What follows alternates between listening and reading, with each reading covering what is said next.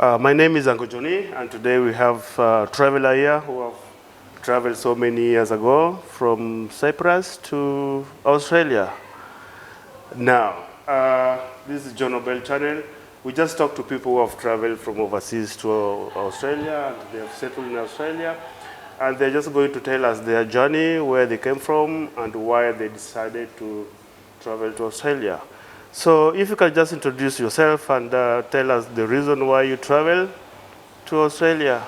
My name is Tony Nicolas.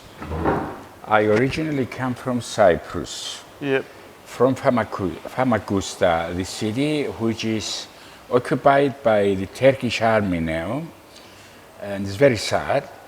I grew up there. I went to high school there. I finished high school. I worked for a year in small jobs, not enough work. I went on the ships to become an officer, a captain. And at the meantime, my family migrated to Australia. I realized on the ships it wasn't a good life because I love my family, my brothers, my sisters. Yep. And I decided to join them in Australia. And I arrived in Sydney the 2nd of September, 1967. So you came by boat? I came by plane. By plane? By plane, Not yes. by boat.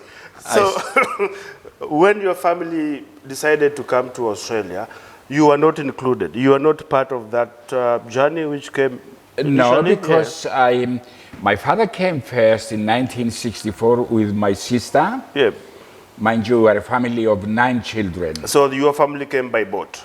My family came by boat. Yes, and my mother followed my father after a year. Yep. And after a year again, in 2 years' time, I joined the rest of the family. Yep. So you came by flight? Yes, Okay. I flew from Athens to Singapore. I stayed 2 days in Singapore because it wasn't a flight. And after I came by Qantas to Sydney, Australia. So your family left you. How old were you when they decided to come to Australia and leave you back in Cyprus?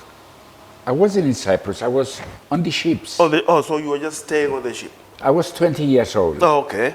Yes, and before I turned 22, I arrived in Australia. Yeah, okay. Yes. So when you finished school, Yep. you were just working in the ship as a captain? Yeah, I was studying. You were studying? Yeah. I worked for a year in Cyprus. Yep.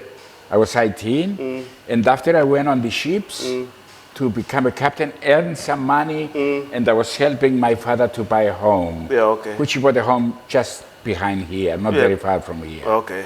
Yes. So in Newcastle? In Newcastle, yes. So, just tell us, when you arrived in Australia, what did you do? My first job was the next day I arrived. I went to Rylands, the steel works. Yeah. And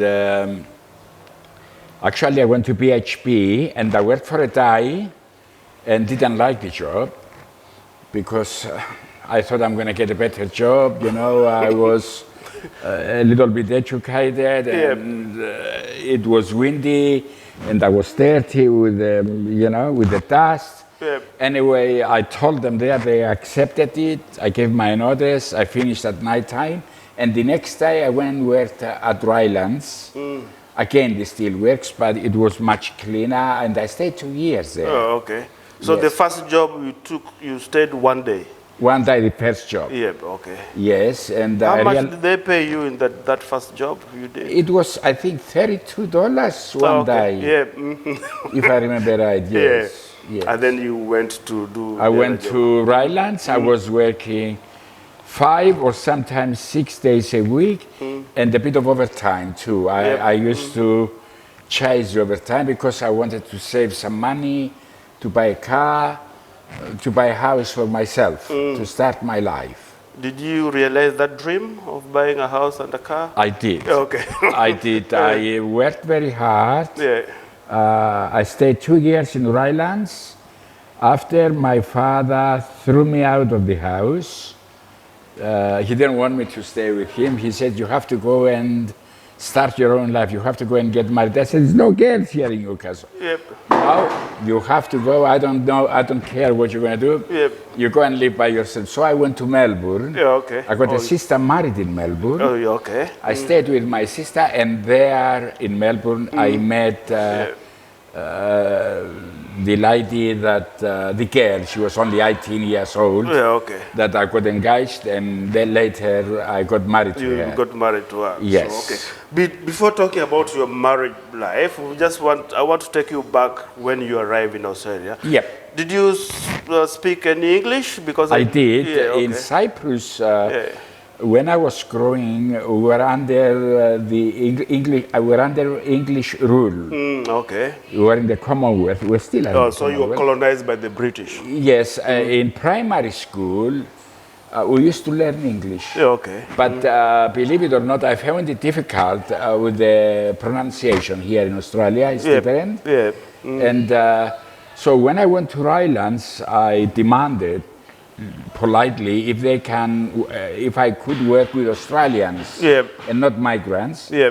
And they did put me in a particular job where I was working with Australians, and I learned the language properly. Yeah, okay. I could write it, but speaking, you know, they couldn't understand me. Because you had did you have an accent I or had the a very, Australian? I still got the accent, but Yeah. I had a very, very heavy accent, an English accent. Yeah. You know what I mean? Especially with the letter R. Yeah, You okay. know? But a lot of people get that problem with the Australian lingo. So do you still get the lingo, like the Australian lingo language, the one they're talking now?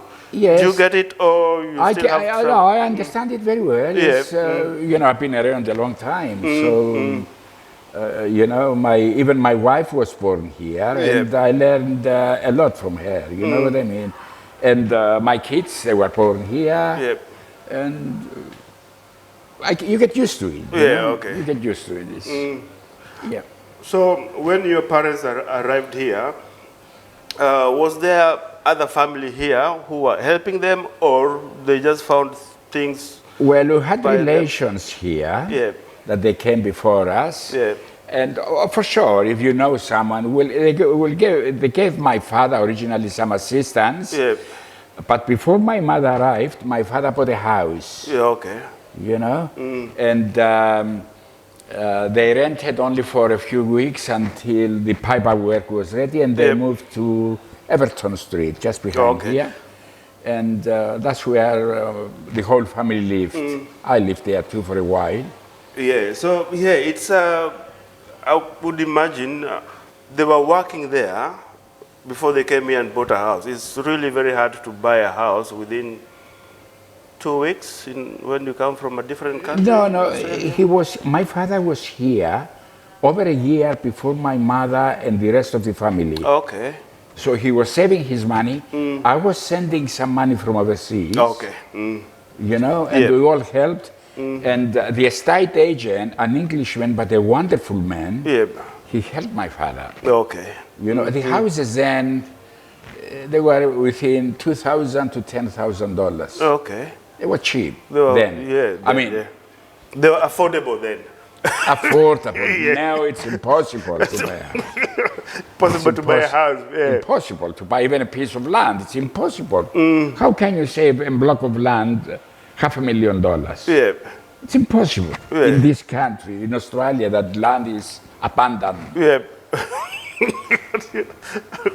Okay. You know what I mean? So, by that time they could buy a house within a few months of arriving in Australia. He bought the house, say year and a half since he arrived. And he came to Newcastle. He left my sister in Melbourne. He came to see the relations up here. My father liked the weather, the climatic conditions, and he moved from Melbourne to Newcastle. And when my mother arrived, she came to Newcastle. So back in Cyprus, are you in the side of Turkish or you're on the side of Greek? Well, I'm Greek. But we've been, our villages and our cities, as I told you before, it's been captured by the Turkish army. Yeah. Turkey is a very powerful country. Yep. Cyprus is a small country, and Yep. they just walked in, killed, raped, and took the properties of the people. Oh, that's terrible. Yeah. Well, that's terrible. Yeah, they done. It's inhumane. This is not a war. Yeah. It's a criminal offense they done. And there's no power to punish them. Yeah. Okay. Yes. So is that the reason why a lot of you ran away from Cyprus to come to Australia? Well, the other reason, it wasn't any work. Yeah. All right, and you could see there's going to be a war there. You could see that. Yeah. So 9 children, my father, 5 daughters and 4 sons. Yeah. He was worried about us, and he decided we're going to migrate to Australia. Yeah. For better life. For better life, yes. We are peaceful people. We accept anybody and everybody who want to work. Yeah. We want to work and earn some money so we can fill up the stomach. Fill the stomach, eh? Well, that's all right. And, protect ourselves from the weather, like everybody else. So was that process easy to move from Cyprus to here? Wasn't easy. Yeah. It wasn't easy, Yeah. but because we are very good workers, we done it. We done it successfully. Okay. Some of my brothers, they are highly educated. Others, they are professional. Yeah. They are professional people. And even my kids, they are educated, and it's a better life. Yeah, okay. A better life, yes. Yeah, okay. Yes. You mentioned you went to Melbourne to work. And then Yeah, that's where I met my wife. And you met your beautiful wife there. I did. How did you meet your beautiful wife? Well, I met some people in the street that they were talking in Greek, but with a Cyprian accent. Yeah, okay. And I was talking to someone else, and they asked me if I come from Cyprus. Yeah. Yes, I do, and I come from Famagusta. Yeah. So the lady, she was living in Famagusta. Yeah. And her husband, and we became friends. Yeah. And they were living not far away where I was living in Melbourne. Yeah, okay. And I used to visit them every weekend. Yeah. And I used to go there. They had 5 kids, 2 girls and 3 boys. Yeah. And I saw this beautiful girl. She was only a little girl, 18 years old. Yeah. Never came in my mind that, but eventually I realized that they're a good family. Yeah. And I asked my father-in-law, I want to get engaged and married to your daughter. Yeah. He looked at me and he said, Tony, it's not me that you're going to ask. Yeah, okay. It's a girl. You were asking for permission again. Yes, I did. Yes, yeah, okay. Yes. That's our old tradition. Yeah, you know what I mean? Yeah, I think that's a very they good asked tradition. The girl and she agreed. She's been an excellent wife. Can you tell us how you approached her and asked her? Well, in front of the parents. So she was sitting in front of the parents? We sat like we sit here, the whole family. Yep. And the father asked her, this boy is asking me instead of you if you are prepared to get engaged to him and get married to start a family. Yeah. Do you agree or not? Yeah. It's up to you, the father said. Yeah. He's all right. That's what she said. Yeah. He's all right. Okay. She didn't say yes or no. No, he's all right. It means that she agreed. She had agreed. She agreed. And from that day on, she was my partner, and a respectable person, a respectable Did she family. move to your house that day? No. No. It's those days. Yeah.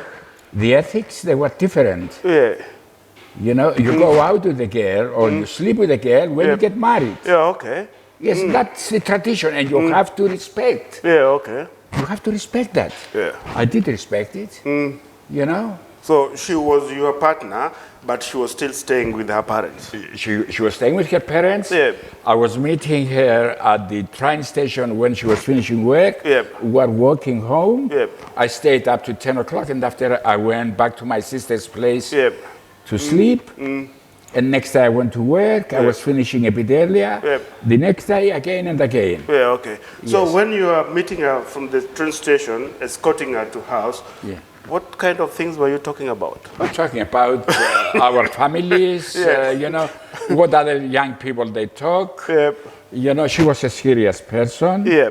You have to be polite. You Yeah. understand what I mean? And she was a very serious person. She was educated very well by the mother Yeah. and the father, but the mother had done a very good job. Okay. And we were talking about how we're going to start our life, how we're going to save money. Yeah. Because even then, the wages, they were small. Yeah. You needed to save your money. But every night she was coming home, she knew I loved music. Yeah, okay. And she was bringing me different music, Engelbert Humperdinck, Tom Jones, all the, the Rolling Stones. All the good music. Yeah. Those days, you are young, but those days, that was the thing. But did you listen to any reggae music? Any? Reggae? No, I don't understand it. Bob Marley. No, I didn't. That's what we talked about, and okay. Well, that's how. It's Okay. only a few So, months, and we got yeah. engaged. Yeah. And after 3 months after we got engaged, we got married. Okay, so she stayed at her place for 3 months while organizing everything, and then you got married. We got married. Yeah, yes. and then that night she moved to your house. We stayed at her place. Yeah, okay. They gave us a room, and we stayed there. We used to go to work, saving our money, and we moved to Newcastle. Yeah.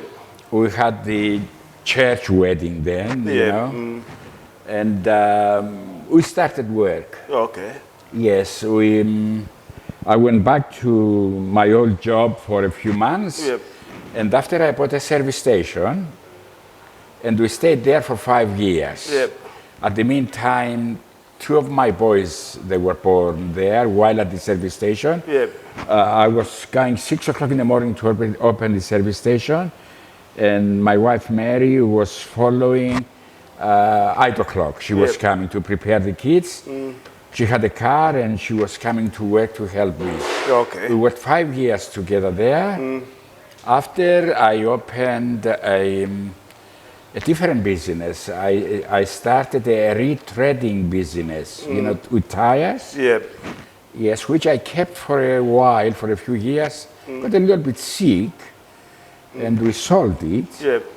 And when I got well, after a year or two, we started importing tires from Japan. Okay. I built what is known today Marathon tires. Okay. I sold it then to East Midland Tire Service. Very nice people, excellent people. And after I became a horticulturalist. I got involved in olives. Oh, you're planting olives and Planting olives, grafting olives, knowing the diseases. Yeah. I studied in Australia. I went to Italy, I went to Cyprus and Greece. yeah. And I studied a lot actually. Until recently I was doing that. And like the Pocolbin olives, Yeah. 90% of them I pruned myself. Okay. That's in the Hunter Valley. Yeah, the Hunter Valley. I'm very well known in the Hunter Valley Yeah. for doing that. Yes, and I done a very good job. People, they respect me.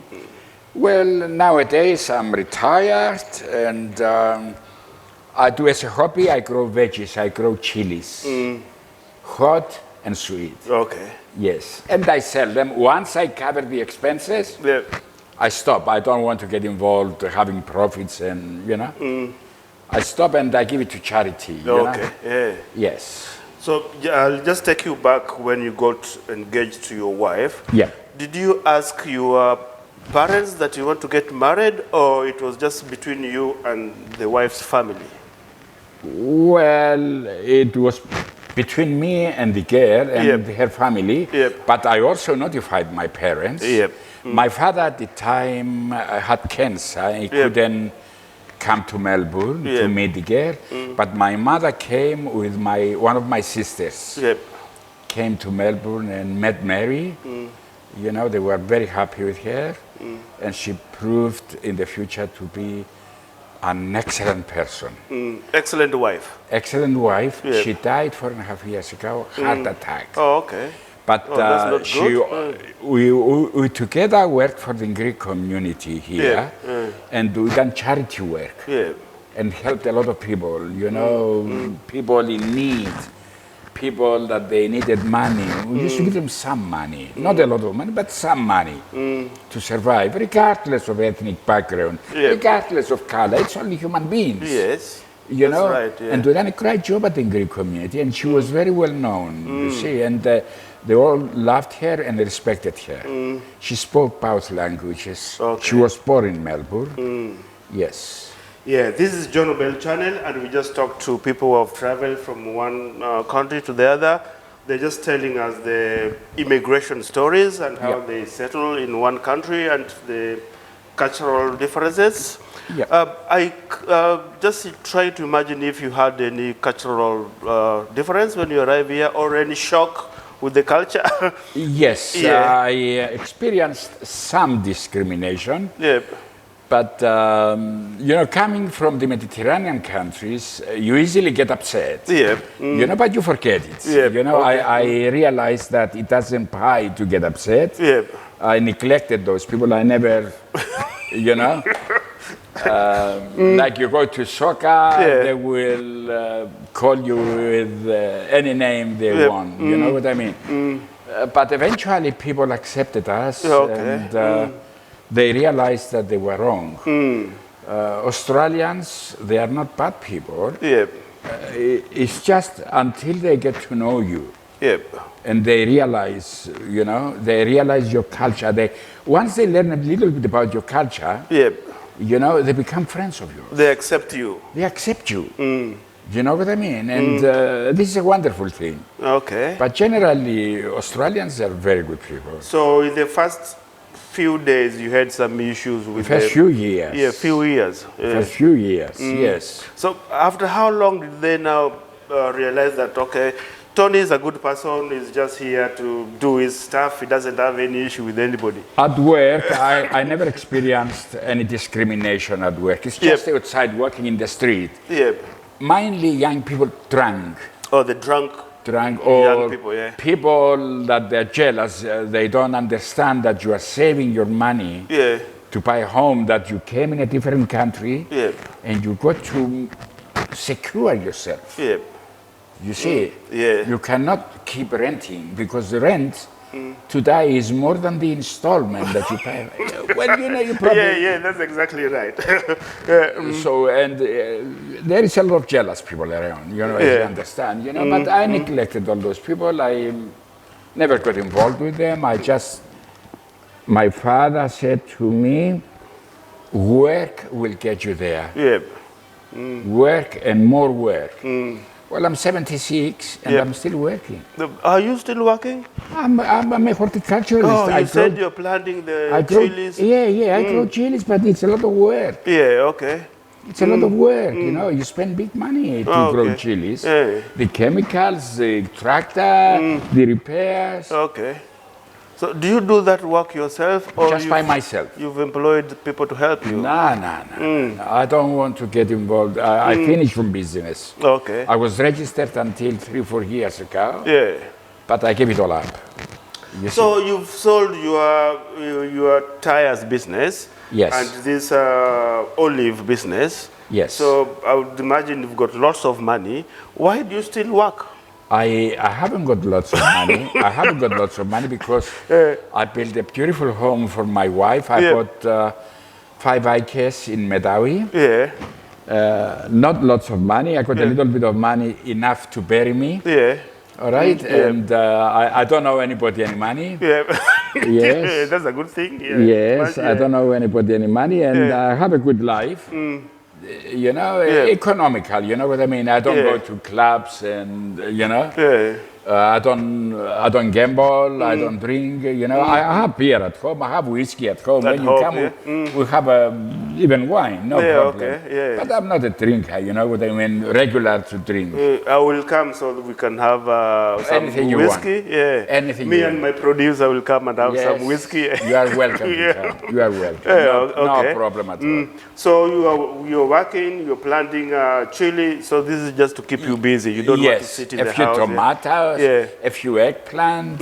A few cucumbers. Just for the family. I got 4 children. You see, one girl is married in Melbourne and 3 boys are here in Newcastle. So your 3 boys are working here in Newcastle? Yes, and I got 7 grandchildren. Yes. So I'm busy. That's keeping you busy. Yes. Okay. So just coming back to the issue of discrimination. How did they know that you are from a different, because you are like them? They know when you speak a few words. And especially, just 1 minute, especially at night, when the drunk boys are walking around and you're just minding your business, how do they know that you are different? They know from the color. From the color they realize. You don't look like them, you know, they realize. You know, but they don't understand. They know very well, you see. And did you at any stage get in fight with them because they discriminate? I never got in fight with them. No, not at all? No, I just, people that they wanted discussion, I explained to them what happened, you know. And some of them they understood, some others they didn't want to know. Okay. Have you gone back to Cyprus since you arrived in Australia? I've been many times. How did you find it? Well, in Cyprus, they call me Tony the Australian. All right? And here, in Australia, they call me Tony the Cypriot. So you've got 2 names there you don't here. You don't know.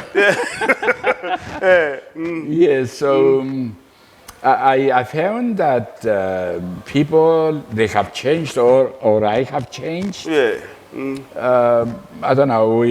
Definitely, Australia affected my attitude. You know, and also with age, you grow up and you realize that you have to accept all people and their views. You might disagree, but you have to accept their views, you know, and you have to be polite with them.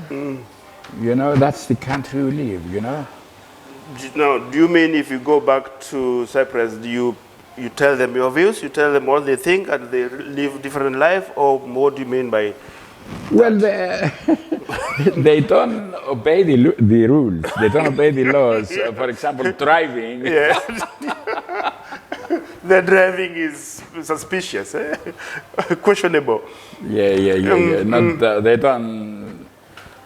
don't drive very good. So you just realize that their driving is not very good once you've lived here for a long time. Yes, and mind you, I got booked only a couple of months ago for going 70 in the 60 zone.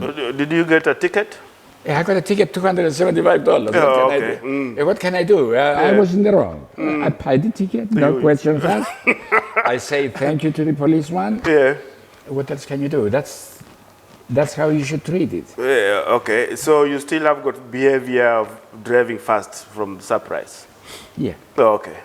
But when you go back there, you tell them, oh, don't drive fast, don't do this and that. Well, they got other habits too, you know. It's which are good habits. They are very hospitable people, very nice people, very, very nice people, exceptionally nice. You won't stay hungry in Cyprus, but they got problems with cooking, for example. They cook in the open. And these days, you know, with the pollution around, you get cancer. They don't understand that cancer is in the air, you know? Because like they are cooking there in summertime and the road is not sealed. Yeah, okay. The truck passes by, a lot of dust comes in there, finishes up on the meat. Yeah. But even here, people cook in barbecue and it's cooked outside and all that. It's clean, isn't it? Yes, Okay. yes. And So, yeah, can you tell us how your life changed when you arrived in Australia? in what respect? In respect that you are not living a very good life over there, and here suddenly your life changed. Well, got here, to as work I and all said, that stuff, with so- work, Yeah. I managed to buy an old car, Yeah. $110 at the time, Okay. a Zephyr, and I was going to work and back home, and I had money. I could buy whatever I wanted. Yep, okay. I could buy shoes. We were at high school. Yep. When I went to give exams, like that young boy Con there, Yep. I had no shoes. Okay. You understand what I mean? So I could yeah, buy yeah. shoes, I could buy a pair of pants, I could buy anything I wanted. You had money to spend. Yes. Yeah, even us, we don't wear shoes until we are a certain age. Yeah, we don't have money to buy shoes. Yeah, that's right. Yeah, okay, so you came here, you could buy whatever you Exactly, yes, yes. And I was with my parents, Yep. and I saw my little brothers and sisters growing. They became adults, they got married, they got their own families, we got Okay. our own grandchildren, you know, and it's wonderful. Oh, that's you good. know? Did you find your food here from Cyprus when you No arrived? problem, no problem. There were plenty. In the beginning, we were looking for olives Yep. and olive oil.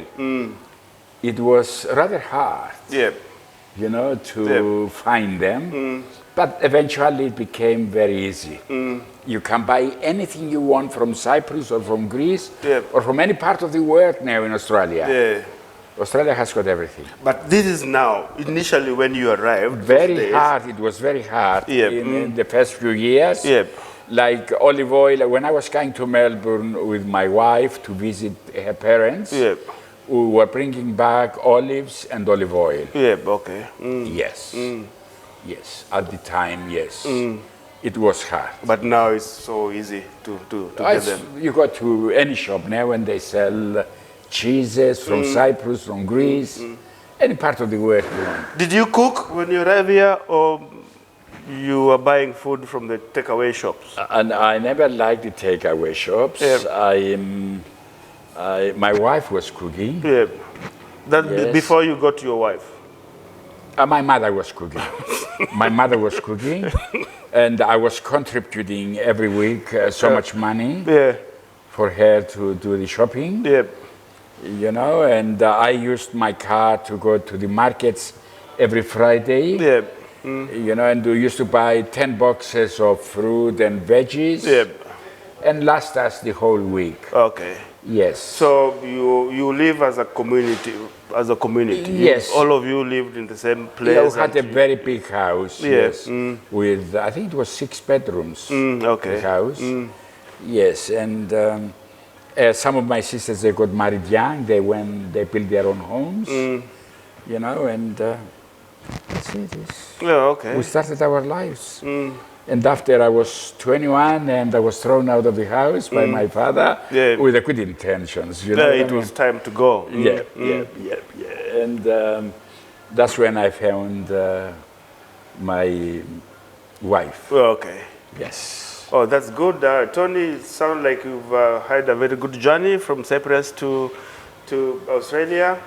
Yep. And now, if anybody would like to go to Cyprus and visit somebody from Australia in Cyprus, where can they go and visit in Cyprus? It's a beautiful island. Yeah. I go and visit my old home that has been captured by Turks. Yeah. They stole it actually. Yes. It's I go totally and ours. visit the people living in it. They are welcoming me. Yeah. They're very nice, the people.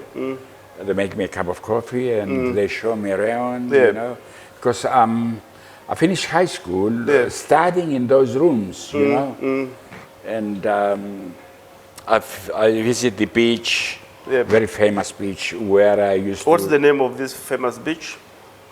It's called the spot is called glossa. Yeah, okay. Glossa. It's like The tongue. a tongue. Okay. There, you see, and I used to go there, and one of the swimming teachers used to go there every weekend and teach the young people for nothing. Okay. Yes, and it was good. Okay. It was good, you know. Yes, we used to go to the soccer game. We used to stay outside. We had no money to buy the ticket, 20 cents, but we never had the money. So in the first half, they wouldn't let us in. The second half, they allow everybody in. They allow everybody in. Okay. Oh, that's good. Yeah, Tony, that's a very good story you've told us.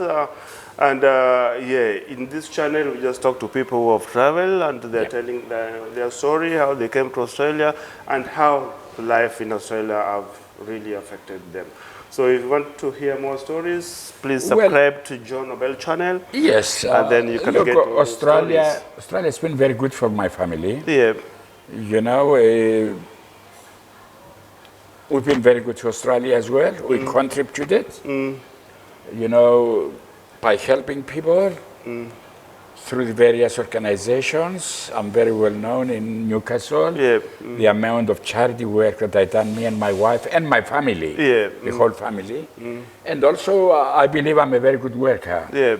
I worked for everything I've got. You know, I've been very honest with people. I done the right thing. That's all I can say to my grandchildren. Okay.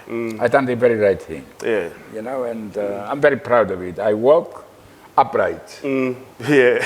Very proud. Very proud. I got no worries. I got no regrets. Yeah. I worked very hard. Yes. Yeah. Those are the words of Tony, and he's a very proud man. He's worked very hard to be where he is now. So thank you very much, Tony. Your story is very interesting. Thank you very much. Thank you. Have a good day. Bye. Nice meeting you, people. Nice meeting you.